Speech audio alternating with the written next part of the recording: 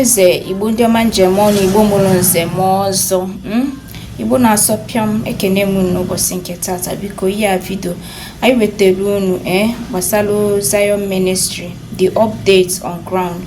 Imana the last time I post ya bụ just maybe, but we have to analyze what is happening in Zion ground na okpala. Biko ntị na kun watch this video, watch video and nechefukwene subscribe or comment ma share our this video.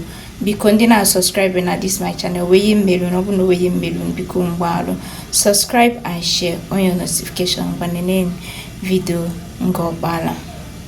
Share this video. Let us discuss about this ngobala project proper. Ka umunna inde agota ho we nwe ike ghọta.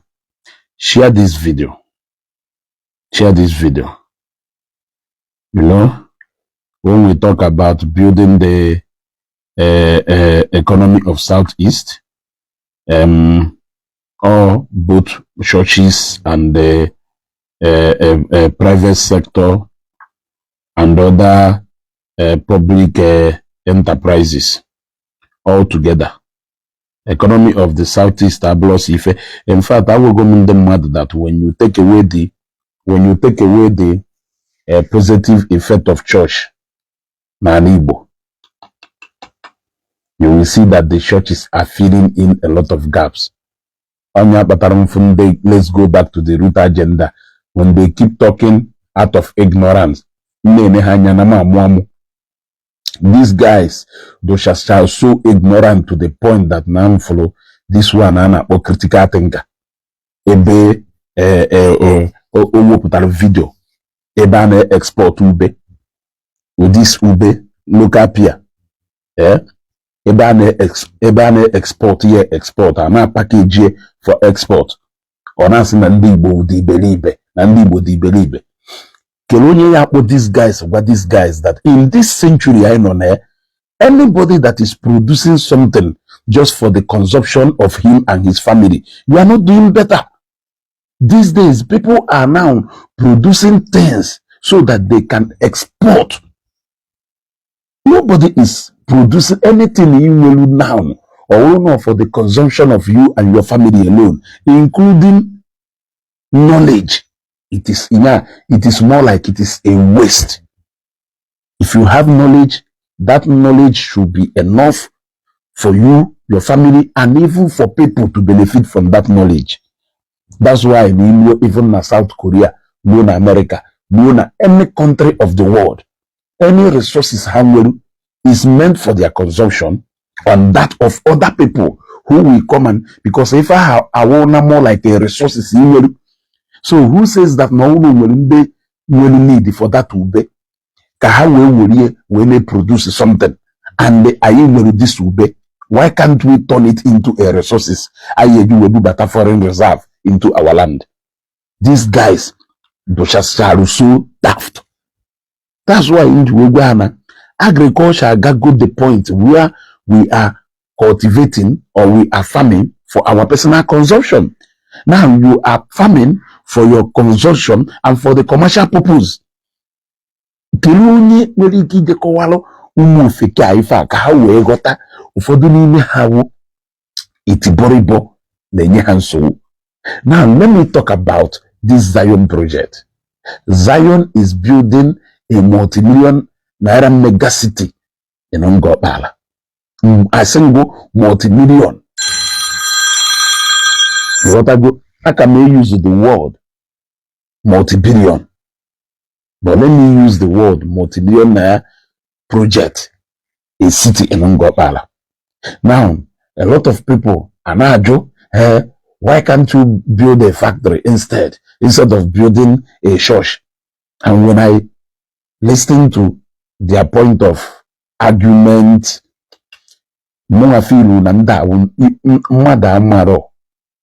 and they show him it is very bad. Ignorant indeed is a disease. I went there. Look, let me tell you the first sign that the establishment Anashi water now somewhere is a positive one. You got to go. Now, The moment I announced the presence of Zion Nangopala, did you see how everything around Ngopala began to change? It started by appreciating the land. Ịghọtago ka ihe esi wee ma n'obodo kwụ n'ọkụ wụọ ịbata n'obodo a jugodo ha kele ego na na-ele a plot of land. Go to Onitsha, go to Oka, come to Nnewi, go to Ekwulobia.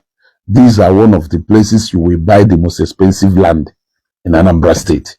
There is a reason for that. There is a reason for that.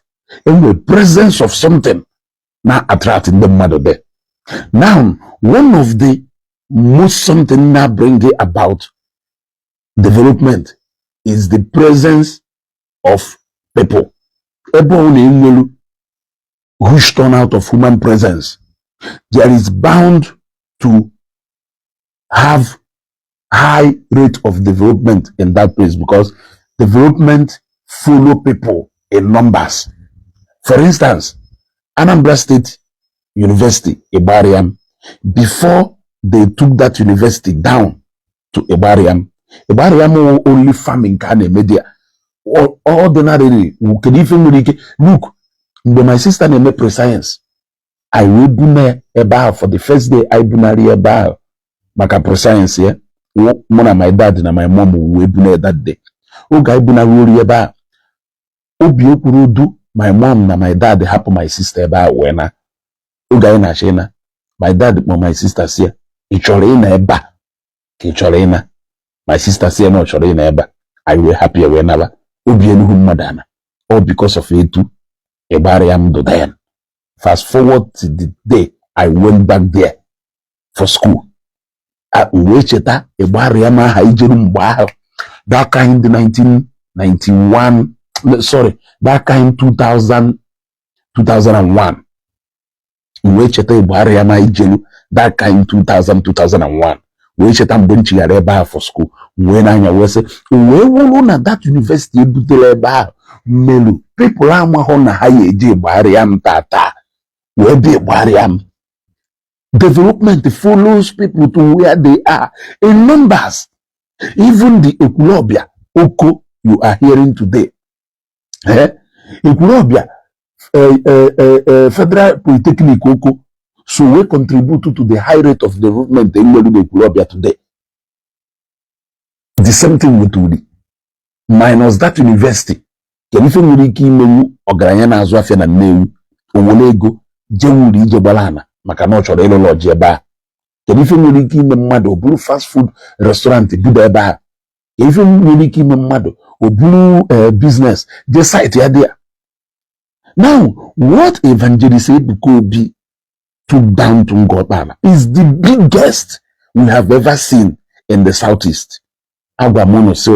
You can only compare such project with a project undertaken by a state government or a federal government, but we are talking about a capital project because this is a multi-billion naira project going down in Ngopala. Now, during last year, Imeshi fasting, Imeshi 100 days fasting, wherefore ka afesi azo ife ozo nkulu wona onye ọwụna onye Ngopala onye ọwụna nwa afọ Igbo iwedo against ife evangelist Ebuka na-eme na Ngopala ema na-ewu enemy of progress, because I can tell you categorically clear that since evangelist Ebuka ji wee gbada Ngopala, close to 10 billion has been spent in that project, and that money and has ended up in our people's pocket.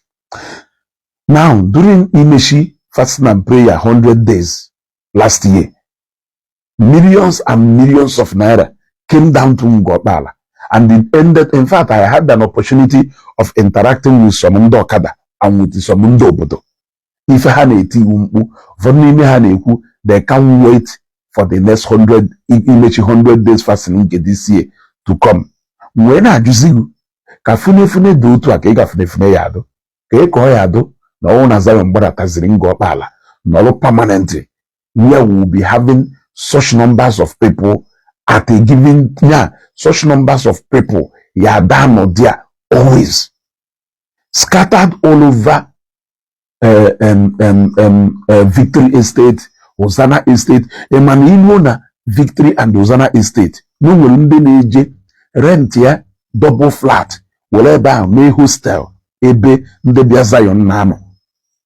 Every weekend, they will ndị Abuja, when they see Port Harcourt, when they see Anambra, when they see over 36 states in Nigeria, will have battle Lagos because na ha chọrọ ịbịa Zion program. Emana plane na ada steady, man they see UK, man they see America, man they different obodo, bata Lagos every week just because na fa chọrọ ịbịa Zion.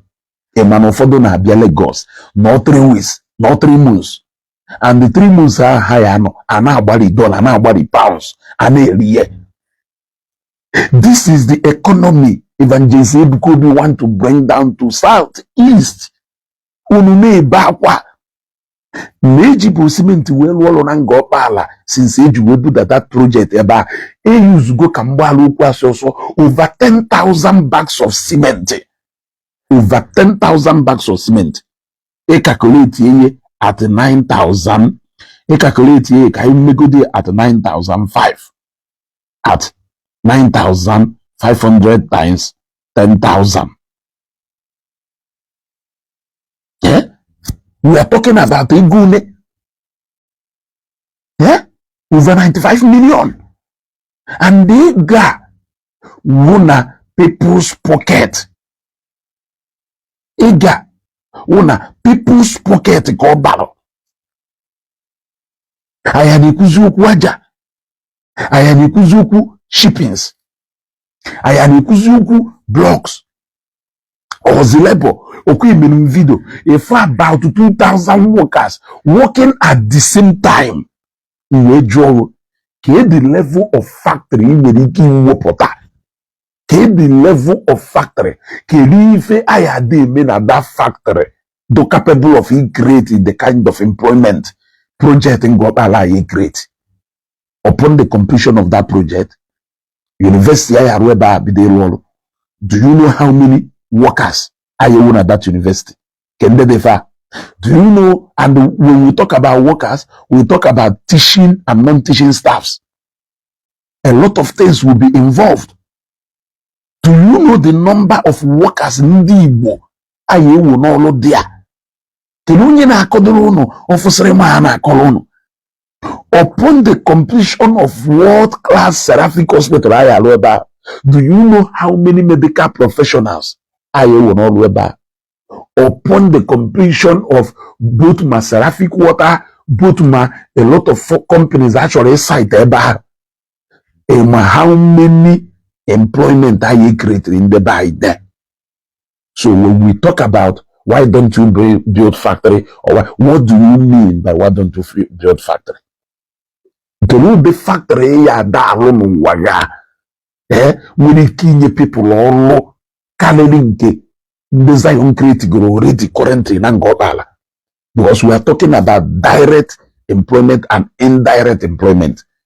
Direct employment ndị na-alụ ọlụ direct na Zion ground right now.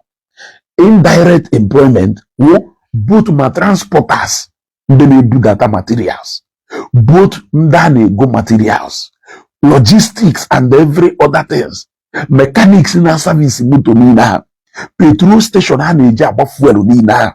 All these things are indirect employment.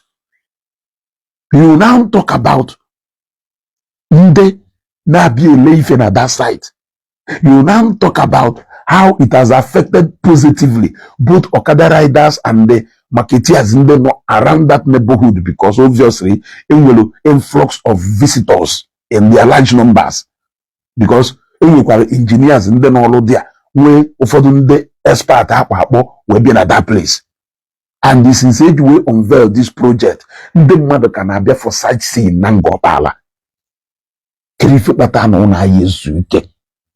Nyaka mwafongo pala yenecha anya ifedetua. Imakuna when Zion finally built a secured city in Ngopala, Emokono ụfọdụ ya abịa na nga ọkpala n'ụlọ si ebe a na-eje Aba, n'ụlọ si ebe a na-eje Port Harcourt, n'ụlọ si ebe a na-eje Owerri. Mmadụ eju ebe niile, ọkwụnụ mmadụ na-eweta development. Ọkwụnụ mmadụ na-eweta development. Befe mara ife na-eme ndị obodo a na-alụ ife ahụ lọji ụmụ akwụkwọ, ife ahụ lọji nka, ife ahụ nka, ife ahụ fast food, ife ahụ filling station. Nwere ezigbota filling station dị na nga ọkpala. Ịpụta ife ebe alụ n'ụlọ bụrụ ife nwa na-eji agba fuel dọba n'etiti ilo. Befe mara ife na-eme kịta ofu filling station abịa ebe a bịa lụgwu ofu filling station. Alụcha nke ahụ ịfụkwa another person ọ bịa lụkwa, ịfụkwa another person ọ bịa lụkwa. Befe mara ife na-eme ofu bank abịa ebe a bịa gogalụ. Befe mara ife a ofu bank abịa ebe a bịa nọrọ. Bank bịa nọrọ ebe ahụ nọrọ. Ọnwụ na ọkụ dị ebe ahụ na-ewebata ọkụ ntu esikwu na-ewebata ọkụ. Ụfọdụ factories asị oke na ebe a bụ ha peaceful enough to come and build their factories because na ha rụọ factories ha ebe a ọ nọ in between supplying to Aba, supplying to Port Harcourt, supplying to in fact no more like na the center, and they can bring in their raw materials through an airport. You see, people want to stay where they find peace. Telefonu na agbaghalị ya agbaghalị ife ebuka obi na-eme ife eji enye mmadụ award. During the time of TB Joshua, enye TB Joshua award by Goodluck Jonathan administration for bringing in tourists every weekend. Plane another, then at the synagogue every weekend. In ego on a wobata to the economy of Nigerian government. So also because na synagogue church na run every weekend. People doka first independent Kelafaya Okonkwo Obiora Okonkwo when first Nigerian airway kogono and the Hallelujah. These people it is all around something.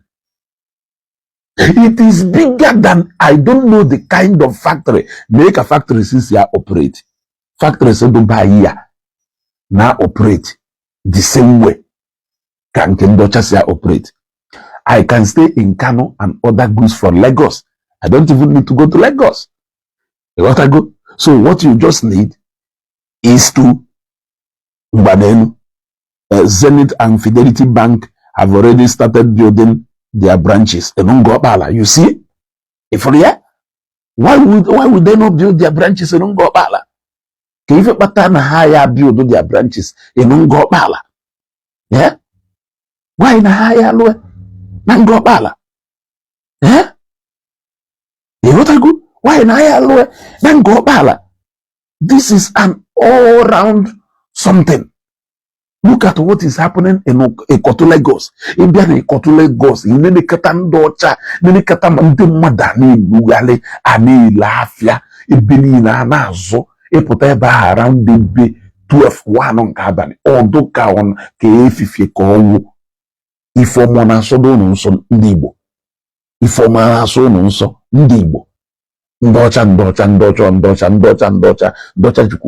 jukwueme. Should you not be appreciative to the white man? Mande na asego ni na ekperi chukwu nwocha kere bono okwori be nwocha ka ono okwori be nwocha ka ono lukwe ba na serve nwocha serve ebe na ya ekperi Jesus ndocha wotala anyị mana iluru be ndocha n'orube ndocha na-asave ndocha na-aza asa. Self-sufficiency should start by you trying to make an early living here in Nigeria and not ijekwa be nyocha ndocha abaghị ọgaranya ndocha emeghị ife niile ewu mana everyday donotu n'ana ekpọrọ ndocha n'ọnụ kpọrọ ndocha jikwa wee mee nga kpọrọ ndocha jikwa wee mee nga. Onye bịara Ngọkpala last year wee nwee ọnụ ịda aka akụkọ iwe wee onye Ngọkpala iwe soro nda wee na-aka ife ha na-akọ eriri ya eli erichala o rie ma chenji adụrọ erichala o rie ma chenji na ikpe ama nkishi na one gbadatara ngo okpala last year amachi imechi 3 days amachi imechi 100 days fasting, yet hadro enough serve people bịarụ there. Amamu how many thousand bottles of minerals and the plastic cokes like Sarah. Among how many thousand gallons are consumed there. Among how many if any in their thousands. Ipuchase aftermath of if any in 1 month ipuchase bohe eje megide video eba weru mgbe ipuchase ife mere eba. Kirife patana ndeba ya achifoma. Now it keeps going back into people's pocket. Nango bala nine petrol station hadro eba. Ezigbo petrol station moto ya bata gbaru fuel mefa apota alu no nwanu buru ife adora n'ilo. But you will see what is going to happen. Before you know it, along that ilo, you have at least 2, 3, 4 to 5 petrol stations. Mandene je Port Harcourt ya da gbaru fuel eba. Ma activities ni Nango okpala ama gbaru fuel eba. You have banks into weku. You have mini market. Mini market, food market. Grocery market. Keruto ozo obodo si emepe. Bagudu muntu ozo obodo si emepe. Karịrị etu a. Kele ebe ụmụ akwụkwọ ya deje egoro ife. Kele ebe ma ndị doctors, ndị nurses, patients, and ndị otu. Kele ebe ha eje egoro ife. Because ụlọ ọgwụ ya alụ na Ngo okpala akwụkwọ ordinary hospital. Ụlọ ọgwụ ya alụ na Ngo okpala hospital. Ụlọ ọgwụ ihe si Port Harcourt chọrọ bịaba.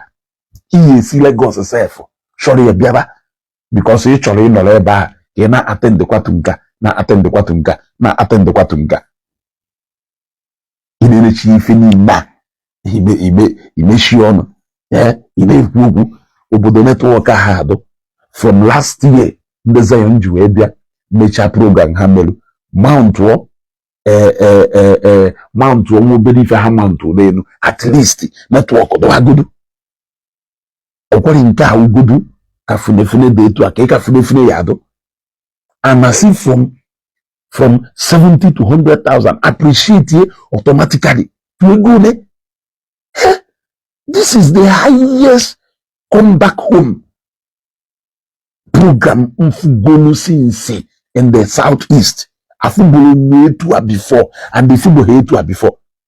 Football to my prefer with the halo over of other nasa na halo lodge na halo hotel. And that is the project Father Mobe Joy in your got a say na halo welo chaschaye no okay oko chucha na mgbere ka na halo ria. Make una fear God. Make una fear God. Make una fear God. Yeah? To kene ni chineka menenu ebu. You are telling me honestly that if you are a state governor and you see this kind of project, tell me the kind of, look, let me tell you, 5 companies or 10 companies put together cannot bring the change Zion is bringing to Ngo okpala. In factory water there. If they make it up, we bring in presence of factories now. If any we now work together for good. Man, all no zos okay just a factory there. If you had that be a bleed, you will not see people. Development is all about people. People go and develop where there are a presence of people there. That's why the easiest way to develop is by building a school. Iwo Bata University there. Ibu Bata Afia there. Ndemade enu data. Ibu data Afia there. Ndemade enu data. You gotta go Afia and the school. So now the highest thing, General Hospital again. So now the highest thing, name Pobodo. Because if you now we feel na presence of people ya done or there. Every other thing ya bakunye nanda we biaba. Look at Akamiri. The moment they do that permanent site, Nandia's Kiwe University Teaching Hospital, na Akamiri, and na go. The mother big the lower malogis, student nurses and doctors be. Away activities and constant movement of people. Road networks are better. You know they make obodo. openuzie channels na nga okpala ebe niile eghele oghe onye ife aka mmadụ na-agba na-asị we should stop building churches, we should start building factories. Ima how many imakuna churches shut or down n'obodo a ka mgbara okwu asọsọ more than 20 million Nigerians will go back to abject poverty. Yes, more than 20 million Nigerians will go back to abject poverty. Look at the diocese of Nnewi, for instance.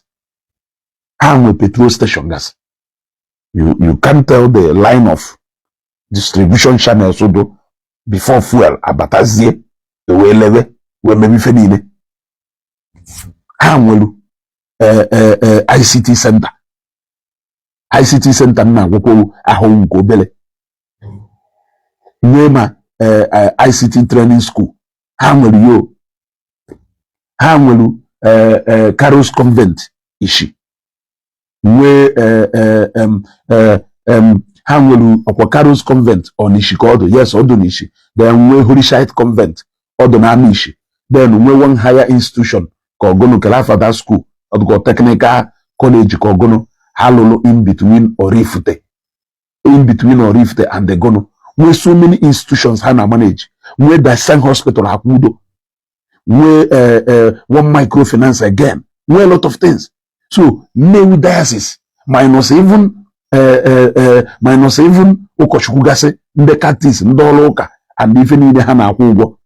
Then you talk about missionary schools, mission schools, for the Nimihan, which are Mbamba mission schools. If on a Nnewi diocese alone, now salary of over 20,000 people every month. What of the Catholic? The Catholic were Immaculate Heart. The Catholic were Catcom. The Catholic were Kelafa School Hapa. How much you could microfinance bank? How will upon Kelafa that's Kelafa School? Kelafa School or Maria Regina Cordogono. Either Maria Regina also. Only school the school ha. Then you talk about again higher institutions hang up one in if one a Catholic diocese of Nnewi at the end of every month now salary of over 20,000 people. So can you tell me one factory now salary of over 1,000 people? Can you tell me? Can you tell me? People will go into different sectors. Yeah? What you don't know is that now church is taking half of responsibilities of government. And that is why government na churches, church leaders, so na critical stakeholders as far as Nigerian are concerned. Onya pata no mehi fire dey who I upon the church bodies have been involved because they know the input of church as far as the building of this economy is concerned. You can never do away with them. They are critical stakeholders. You can't do away with them. You can't do away with them. Ongoing the ignorant, you don't know anything. You don't know anything and you don't want to know. You don't know anything. When you fame and they try him, if you walk and knock you a gem, ponago in a me, or only jiggy them anyway. It shall be name Kaongo at the end of the day, or say anyway the persona. You gotta go, or say anyway, or the persona. After me female island. Ono se na ndocha de jezoka ndocha ni na habia na island eba on this ojika how we saw some of them falling under anointed. I for evangelist Bukobi praying with many of them with the seraphic oil. Police did not arrest him. So one of just you guys are just deceiving our people. Let me put it that way. We are just deceiving our people. Only we man I commend the evangelist Bukobi maka this massive project on around and got bala. If you enemy of progress, confirm EP.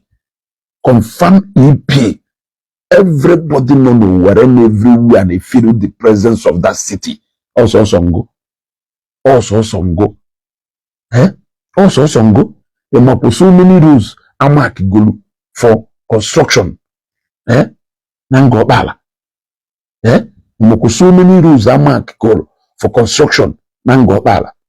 Hazi ukuku pipe bomb water. Hazi ukuku security. Hazi ukuku mask MTN. Hazi ukuku a confirmed security post. Hokotoko. Kini force cholo. Kini force cholo.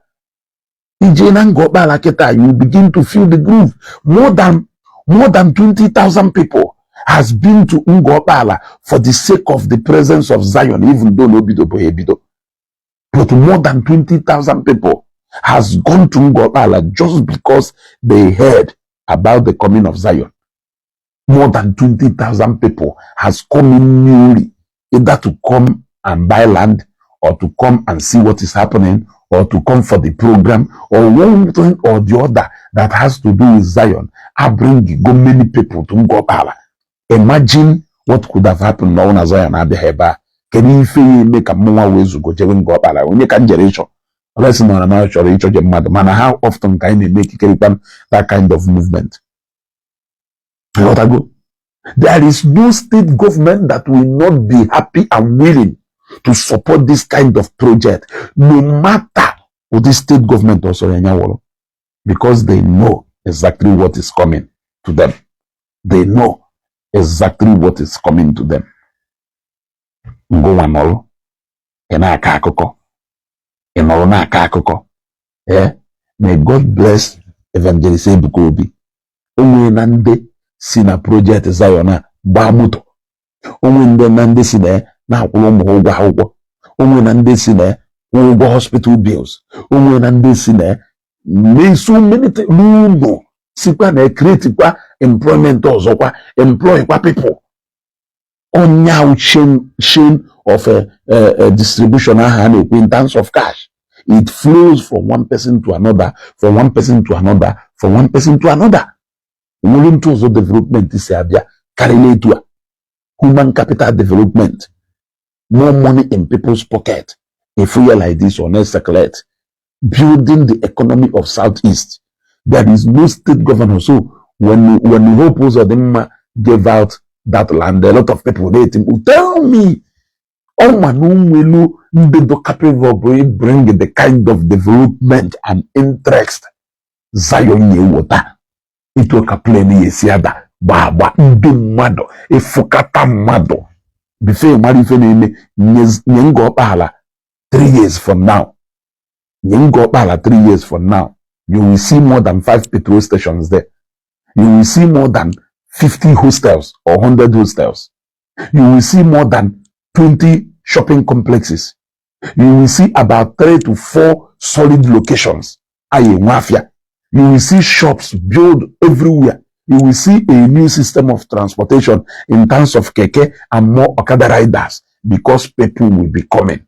You will see fast food restaurants. You will see transportation companies opening parks there because people are like Edabia from Lagos straight, from Abuja straight, from everywhere straight. Emisha program, Mutelu Dukwa, Bukorupande Mado, Nashiokwa back to Lagos. You will see it happening. All these things will go with a desecrate. Inaka akoko. If telecommunication companies, they will start coming down. Can you feed the fire? You will see street lights are now lighting up everywhere. Already, ilaha na ata igodu n'ime Zion ebe ha na-alụ ọrụ. Ngwa ya ebe ilaha ya connect. Ihe tikpu. Onwere ife ịma. Anyị will first hand information of what is about to happen in Ngokpala. Inaka akụkọ, inako. Ima mmadu umegu n'ala na Ngokpala. Emana from the day Zion declared on Hana Ngokpala, emana more than 10,000 people own go land na Ngokpala. What will happen if about 3,000 out of these 10,000 start developing Ana? Have you asked yourself what is going to happen? Mande ya dalo lodge, mande ya dalo shopping mall, mande ya dalo kwa school nke ha, mande ya biakwa ebe ha, lokwa a powerful secondary school nke ha, boarding school, where people will be coming from far. Where people will be coming from far. You what I do? So who doesn't know should ask? Can the mother call here? Who only amalo should ask? Last year in the program, we hold a number of rice in Golu. We hold a number of beverages in Golu. We hold a number of pure water, bottled water.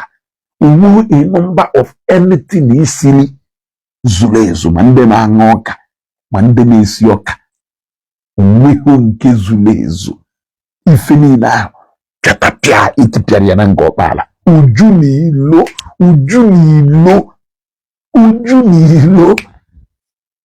ị na-akọ akụkọ gịnị na-akọrọ akụkọ mmakwụ na ego ka itipịara dị ya mmakwụ na ego ka itipịara dị ya ị na-akọ akụkọ unu na-akọfụsịkwa akọfụsị unu na-akọfụsịkwa akwụkwọ akọfụsịkwa.